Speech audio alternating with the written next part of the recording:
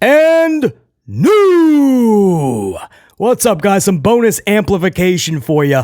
A massive title change as NXT went off the airwaves last night. Tiffany Stratton dropping the Women's Championship to the main roster's Mon, Becky Lynch, ending the 107-day title reign of Tiffany Stratton. Tiffany won that championship May 28th at an event called Battleground in Lowell, Massachusetts. It was during a tournament where she defeated Valkyria. Now, 107 days later, she's dropping the championship. Not to anybody currently in NXT, but to the main roster's Becky Lynch. This, of course, set the community off because everybody had a different opinion or thought process on the situation. Because this is not the first time a main roster talent has went over to NXT and taking one of their titles. Dominic Mysterio just recently took Wes Lee's North American Championship, and to this day, Dominic is still parading around with that NXT title. And before that, we were hearing Ali was supposed to take that championship from Wes Lee, which is still just main roster talent going over to NXT. So now with Becky Lynch going to NXT, taking Tiffany's championship, now a lot of fans are saying, all right, slowly but surely, every title is just going over to the main roster. How is this benefiting NXT? How is this giving NXT its own identity? So I totally understand that to the most amplified of measures. BC said in yesterday's live stream, I said I would not give that championship to Becky Lynch. Because what's the play here? Do you have a rematch September 30th at NXT's next big premium live event, No Mercy? So we're just playing hot potato? How does that benefit anybody? How does this benefit Tiffany Stratton? She had the title for 107 days. Go 107 more. Tiffany with a lengthy, badass title reign. Not too long, but long enough. 107 days, and if you look at the talent that she has beaten, while impressive for Tiffany, it's not an impressive list. The title reign will be forgettable, not because of anything Tiffany did or didn't do, but because they didn't book it to be meaningful. So that's the problems I had with it. So if they decide to run this back September 30th and they give it right back to Tiffany, you have to ask, what was it all for? Are you just popping ratings? And at what expense? Is the negative going to eventually outweigh the positive? But the match itself, BC was able to catch this from opening introductions to the final bell. I made it a point to watch this match, and I was not disappointed. I had no expectations going into this, and for the record, full transparency, I am a huge supporter of Tiffany Stratton because I feel she checks off every box, or at least damn near. It's why I'm a supporter of Sasha Banks, Mercedes Moné, Ember Moon, Athena, Naomi, Trinity Fatu, Io Shirai, Io Sky. I support these ladies because they're so good. They're next level. And Tiffany Stratton just has that it factor from skill, natural skill, believability, her mannerisms, her athleticism, her promos.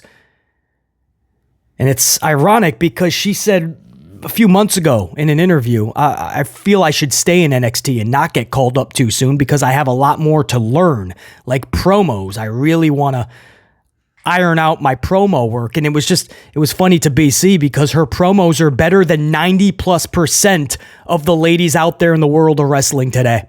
Tiffany Stratton on Monday night showed you in that face-to-face with Becky backstage during that back-and-forth promo just how good she is.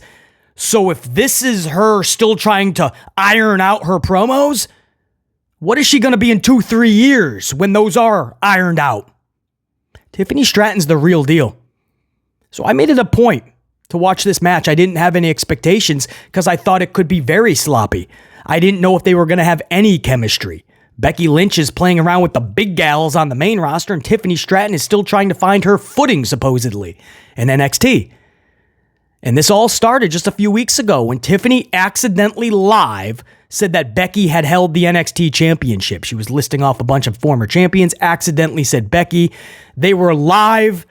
They were getting pretty much beaten for that on social. Everybody was saying Becky never was the champion. Get your facts straight. So Shawn Michaels said, hey, we're live. Let's do a little quick 30-second backstage promo and just say, I understand I misspoke, but Becky's not in my league anyway.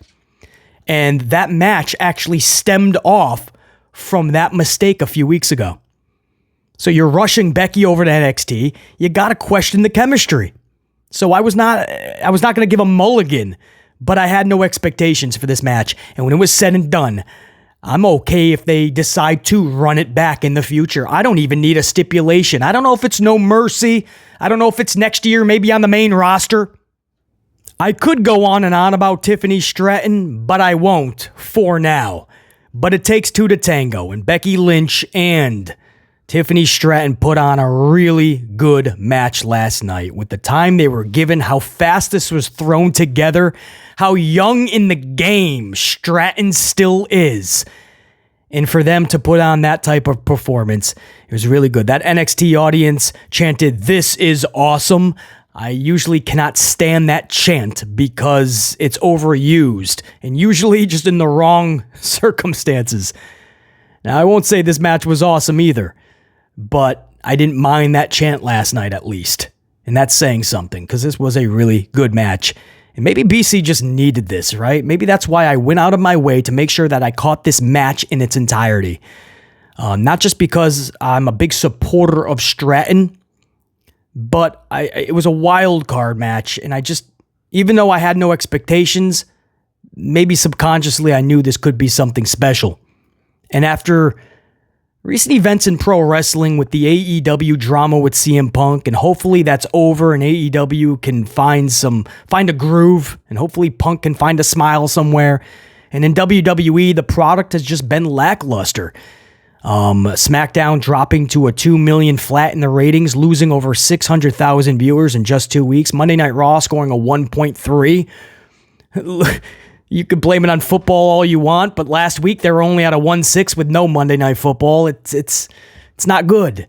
And they're losing this not just because of competition, but because the product is that bad that people would rather watch anything else. So you give them a Jets-Bills game, even without Aaron Rodgers, who was gone in the first 4 plays, even without Rodgers, and a really horrible Josh Allen in that game, an opposing quarterback that most people don't even know. People will watch that instead because Nia Jax is ending your show. That's the competition you have. Kevin Owens is taking on Judgment Day for the 8,000th time. Like, what are we doing, you know? So with the product where it is, pro wrestling in general, you know, the one thing that you kind of look forward to if you're BC was, hey, Stratton and Becky Lynch. This actually piques my curiosity. And they did not disappoint. Again, no expectations, so I don't know if I could have been disappointed. And with Tiffany Stratton, usually I'm not disappointed. But man, I came out of that match, even though I didn't agree with the decision to put the title on Lynch, I came out of that match thinking, man, at least I was entertained. That was a fun match. That was a good match. Tiffany just lost the title, but man, Tiffany just gained so much more. I hope now the world sees the talent in this lady. Because this is just the beginning for Tiffany Stratton, man.